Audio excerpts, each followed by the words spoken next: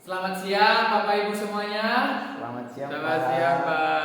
Bagaimana kabarnya hari ini Bapak Ibu? Alhamdulillah baik, sehat, Pak. Pak. Bapak gimana kabarnya, Pak? Wah, baik sekali ya. Bagus. Terima kasih Bapak Ibu yang sudah hadir di pertemuan kali ini. Bapak Ibu udah pada kenal nggak sama saya? Sudah, Bapak. Saya belum, Pak. Sebagian sudah. Sebagian sudah ya, sebagian lagi belum. Nah, jadi Bapak Ibu, perkenalkan saya Amanda Roberlin Huta Barat. Saya penyuluh dari Desa Cinagara. Nah, Bapak Ibu, di sini maksud dan kedatangan saya yaitu untuk memberikan informasi ataupun edukasi kepada Bapak Ibu tentang pentingnya ketahanan pangan pada kehidupan manusia, tentunya pada masyarakat luas dan masyarakat secara umum. Nah, Bapak Ibu, di sini langsung saja ke materinya. Nah, di materi ini kita akan membahas tentang peningkatan produktivitas tanaman pangan dalam mengoptimalkan hasil panen. Nah, Bapak Ibu, di sini siapa yang pernah mengalami kegagalan panen? Saya, Pak. Nah, jadi Bapak Ibu, supaya tidak terjadi demikian lagi kegagalan panen yang dialami Bapak Ibu, di sini kita akan membahas tentang permasalahan yang telah dihadapi Bapak Ibu selama ini. Oke, next selanjutnya yaitu yang pertama ada definisi produktivitas tanaman pangan. Nah, Bapak Ibu, produktivitas tanaman pangan ini adalah kemampuan suatu tanaman untuk menghasilkan tanaman secara maksimal, yang dimana Bapak Ibu dalam kondisi pertanian tertentu. Nah, seperti jumlah panen per satuan lahan ataupun pertanaman. Nah, contohnya seperti ini Bapak Ibu. Pada musim hujan dan pada musim kemarau. Nah, tentunya Bapak Ibu harus mengetahui terlebih dahulu tanaman apa yang cocok di musim penghujan ataupun pada musim kemarau. Nah, contohnya itu tanaman kentang. Tanaman kentang itu Bapak Ibu dapat bertahan pada cuaca pada saat musim kemarau. Nah, tentunya Bapak Ibu dapat menanam tanaman tersebut supaya mengurangi dampak yang namanya kegagalan panen. Dan tentunya Bapak Ibu dapat melakukan penanaman pada tanaman yang di musim hujan, yang bisa bertahan pada musim hujan, seperti contohnya padi atau bahkan jagung. Nah, tanaman ini dapat bertumbuh dengan baik pada musim penghujan. Oleh karena itu, Bapak Ibu sudah dapat menentukan kapan tanaman itu ditanam, pada musim kemarau atau pada musim penghujan. Nah, dengan itu Bapak Ibu sudah melakukan langkah awal, yaitu untuk mencegah kegagalan yang namanya kegagalan panen. Nah, baru yang kedua itu ada yang pentingnya peningkatan produktivitas dalam ketahanan pangan.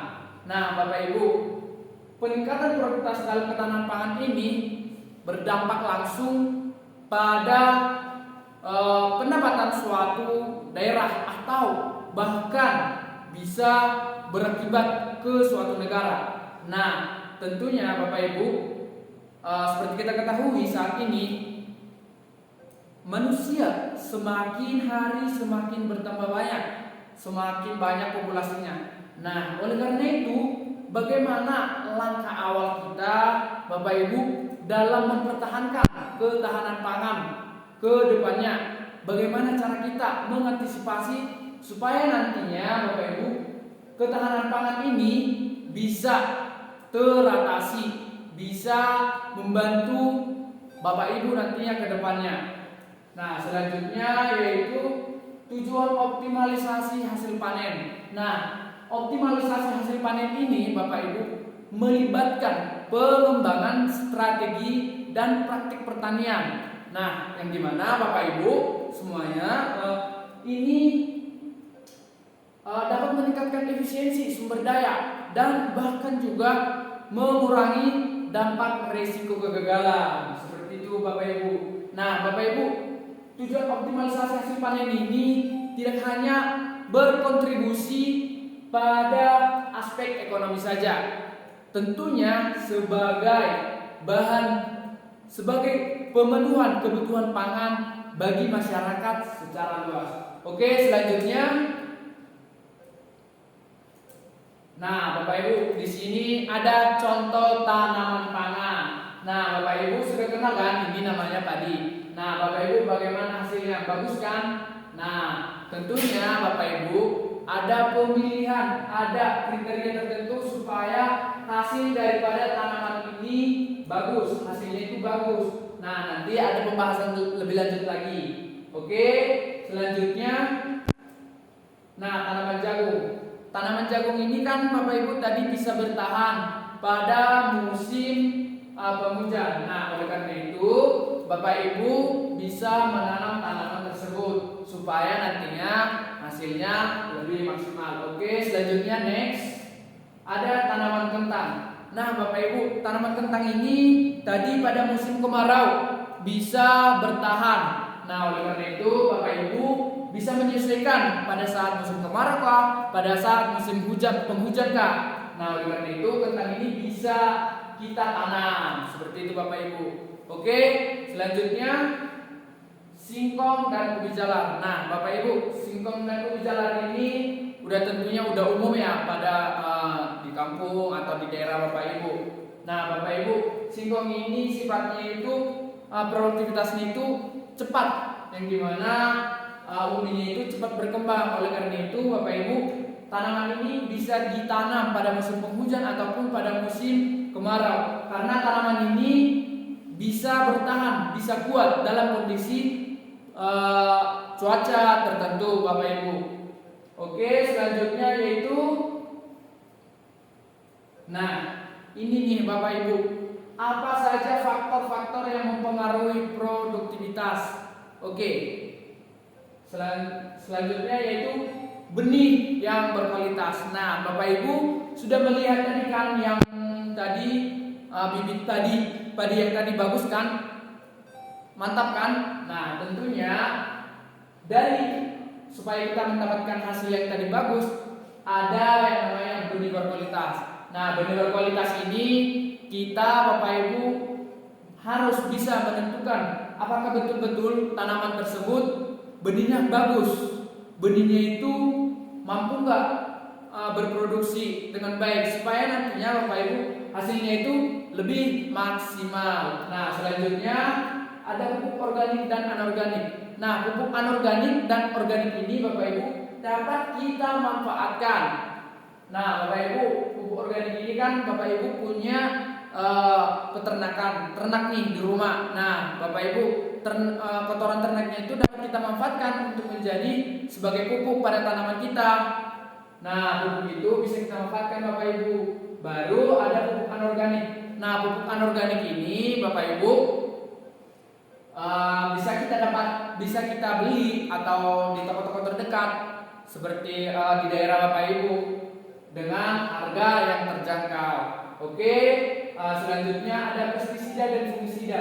Nah, Bapak Ibu, pestisida dan fungisida ini sangat bermanfaat sekali, sangat membantu dalam proses pertumbuhan tanaman. Yang dimana Bapak Ibu, pestisida ini dapat memberantas atau membasmi gulma ataupun hama. Oleh karena itu Bapak Ibu bisa memanfaatkan daripada pestisida dan fungisida ini dengan baik dan benar, supaya hasil tanaman tersebut dapat bertumbuh dengan baik, mendapatkan hasil secara maksimal. Oke, selanjutnya media tanam yang baik. Nah, Bapak Ibu, media tanam yang baik bagaimana?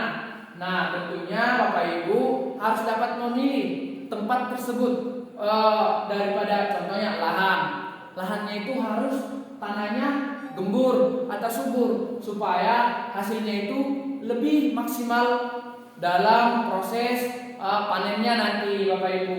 Tentu dengan media tanam yang baik, maka hasil nantinya akan bagus, akan mendapatkan keuntungan yang baik. Oke, selanjutnya next, sumber air yang cukup. Nah, tentu Bapak Ibu, sumber air yang cukup sangatlah penting sekali, karena yang dimana air ini dapat membantu dalam pelarutan nutrisi yang ada dalam tanah dan yang ada dalam pupuk tersebut, pupuk yang tadi, sehingga tanaman itu dapat secara efisien, secara maksimal menyerap unsur hara, nutrisi yang ada dalam pupuk tersebut, sehingga tanaman itu tumbuh dengan baik dan berkembang sehingga menghasilkan hasil yang secara maksimal. Oke, selanjutnya ada pemanfaatan teknologi pertanian. Nah, Bapak Ibu, di zaman sekarang ini teknologi pertanian itu sudah hal yang lumrah ya, sudah biasa ya.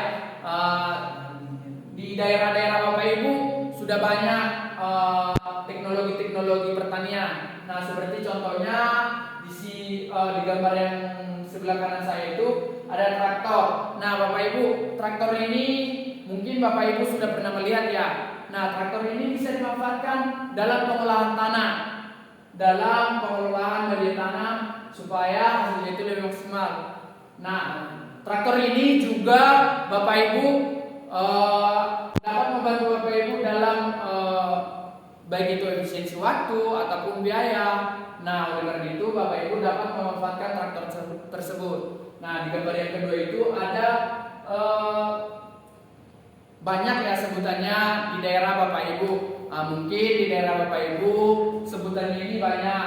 Ada thresher, ada odong-odong atau semacamnya lah di daerah Bapak Ibu, banyak sebutannya. Nah, ini adalah alat pemanen padi. Nah, Bapak Ibu, alat pemanen padi ini Bapak Ibu dapat memanfaatkannya dengan baik. Nah, karena alat ini dapat memanen secara maksimal, dapat memanen secara bagus dan baik, sehingga efisiensi waktu, menghemat waktu sangat bagus sekali dan menghemat biaya Bapak Ibu. Oleh karena itu, Bapak Ibu dapat memanfaatkannya dengan secara baik. Oke, selanjutnya, nah, apa sih keuntungannya bagi Bapak Ibu nantinya? Apa sih keuntungannya bagi petani? Nah, yang pertama itu ada peningkatan pendapatan. Nah, Bapak Ibu, tentunya nantinya Bapak Ibu apabila sudah melakukan yang tadi, faktor-faktor yang tadi tersebut, sudah melakukan dengan baik, sudah mengikuti langkah-langkah tersebut, pastinya akan berdampak pada peningkatan pendapatan. Yang dimana peningkatan pendapatan ini Bapak Ibu, dengan hasil yang kita dapatkan itu tentunya akan meraup keuntungan yang banyak, yang menghasilkan keuntungan yang secara maksimal, seperti itu Bapak Ibu. Nah, baru ketahanan ekonomi. Nah, ketahanan ekonomi kan tadinya udah dapat nih keuntungannya yang banyak. Oleh karena itu Bapak Ibu tidak perlu khawatir lagi dengan soal tentang baik itu harganya ataupun kedepannya bagaimana. Nah, tentunya dengan adanya tadi kita sudah melakukan langkah-langkah tersebut, maka ketahanan ekonomi itu akan berjalan dengan signifikan, bisa bertahan dengan baik. Nah, baru ada kesejahteraan keluarga. Nah, kesejahteraan keluarga ini Bapak Ibu yaitu Bapak Ibu sudah mendapatkan keuntungan, sudah mendapat keuntungan yang besar. Tentunya keuntungan itu bisa dimanfaatkan baik untuk Bapak Ibu dalam kesejahteraan keluarga Bapak Ibu, baik itu untuk pemenuhan kebutuhan sehari-hari atau bahkan untuk memenuhi kebutuhan daripada biaya sekolah, biaya kesehatan dan lain-lain. Nah, baru ada keberlanjutan pertanian. Nah, Bapak Ibu kan tadi sudah melakukan yang namanya pemupukan ataupun pemilihan bibit ataupun tadi sudah ada drainase, air yang cukup. Nah, tentunya maka daripada itu pertanian tersebut kan masih bagus nih, masih bagus. Nah, jadi Bapak Ibu dapat bisa memanfaatkan tersebut lahan tersebut untuk media tanam yang lain, yang dimana kan yang tadi itu tanahnya masih subur, tanahnya masih bagus. Nah, oleh karena itu Bapak Ibu bisa melakukan penanaman secara terus menerus. Nah, baru ada diversifikasi usaha. Nah, diversifikasi usaha ini Bapak Ibu apa? Contohnya, nah kan Bapak Ibu tadi sudah memperoleh keuntungan yang besar nih. Tentunya Bapak Ibu bisa mencoba usaha-usaha lain, baik itu dari peternakan. Nah, kan Bapak Ibu tadi kan punya peternakan nih. Nah, dengan keuntungan yang dapat tadi, Bapak Ibu bisa menambah peternakannya Bapak Ibu, bisa membuka usaha lagi. Nah, baru Bapak Ibu tentunya kan tadi Bapak Ibu kan mau pengen coba nih tanaman lain, gak cuma satu varietas tanaman doang ya ditanamkan tadi. Tentunya Bapak Ibu dapat memilih tanaman, contohnya tanaman cabai, tanaman kentang. Nah, kan itu kan membutuhkan biaya nih, membutuhkan modal. Nah, Bapak Ibu bisa memanfaatkan tadi keuntungan yang tadi. Itu maksudnya daripada diversifikasi usaha. Baru penguatan komunitas lokal. Nah, Bapak Ibu, ini sangat penting sekali ya, karena penguatan komunitas lokal ini bisa berdampak pada suatu daerah. Nah, tentunya Bapak Ibu, apabila Bapak Ibu mendapatkan suatu hasil panen yang begitu bagus, tentunya akan berdampak pada Bapak Ibu nantinya, pada daerah Ibu. Nah, pasti contohnya daerah si A, desa lain dan desa ini pasti akan meniru Bapak Ibu. Nah, oleh karena itu pasti ada rasa kepuasan, ada bisa rasa tersendiri, rasa seperti kayak kita senang nantinya bisa membantu teman-teman, bisa membantu Bapak Ibu lainnya yang kurang paham, yang kurang pengalaman. Dengan pengalaman yang kita miliki bisa kita terapkan, bisa kita kasih, bisa kita berikan informasinya kepada teman-teman Bapak Ibu, sehingga Bapak Ibu, desa daripada Bapak Ibu itu nantinya bisa menjadi suatu desa yang namanya desa percontohan. Nah, seperti itu Bapak Ibu. Oke, selanjutnya, nah Bapak Ibu, kebetulan ini adalah tanaman mentimun. Nah, ini Bapak Ibu, tanaman mentimun ini adalah tanaman pangan tambahan, termasuk jenis sayur-sayurannya. Nah, Bapak Ibu, di sini saya menggunakan medianya di greenhouse. Seperti itu Bapak Ibu, kita bisa memanfaatkan greenhouse juga, tidak hanya sebagai lahan di tanah gitu, kita bisa memanfaatkan greenhouse. Nah, tentunya Bapak Ibu, greenhouse ini sangat bermanfaat, sangat bisa mengefisiensi baik daripada waktu kita. Nah, contohnya kan kita kalau ke ladang itu atau ke lahan itu kan kotor, entah apalah itu ya, banyak ininya, ada ulat, ada, kalau di daerah Ibu ada pacat yang namanya. Nah, tentunya untuk menghindari itu kita bisa memanfaatkan yang namanya greenhouse. Seperti itu Bapak Ibu.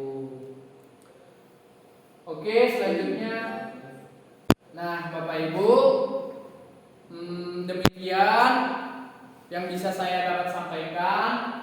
Demikian informasi edukasi yang saya berikan, kiranya Bapak Ibu bisa memahami dan kiranya nantinya materi ini bisa diterapkan pada pertanian Bapak Ibu, dan semoga hasilnya nantinya bagus dan maksimal. Amin. Saya Bapak Ibu mengucapkan terima kasih.